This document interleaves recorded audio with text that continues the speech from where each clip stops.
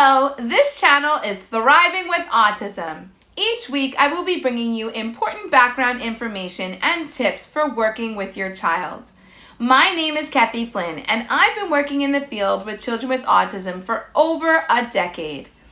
This series focuses on the functions of behavior and we are up to function number 4 in the MEAT acronym.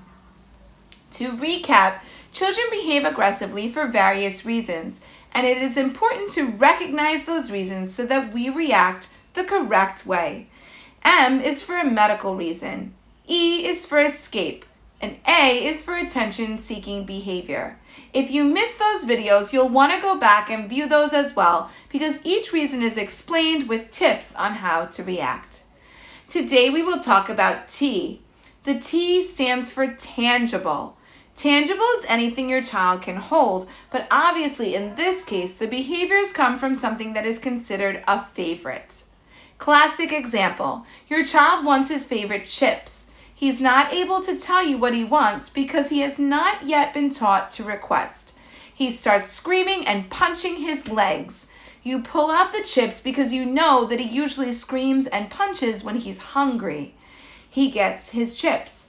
You just reinforced the screaming and self-injurious behavior. You showed him that that is an appropriate way to get the chips, and it certainly should not be. Okay, let's pretend he's nonverbal, and he can't even begin to say chips with a ch blend if he is partially verbal. That still doesn't mean he can't be taught to point and choose between two different bags of chips, or learn to sign for chip, or use a picture that represents what he wants. We only want to give tangibles when your child earns them as a reinforcer or if they are requested for appropriately, and if they are available. Here's a side note. Don't always make everything available all the time. It only does the situation more harm. Your child needs to learn that coveted tangible item can sometimes be all gone. And it is important to practice this so that you don't get unsurmountable tantrums that take hours to calm down. Especially if your child is eating so many M&Ms that she throws up. Yep, that one happened to me before too.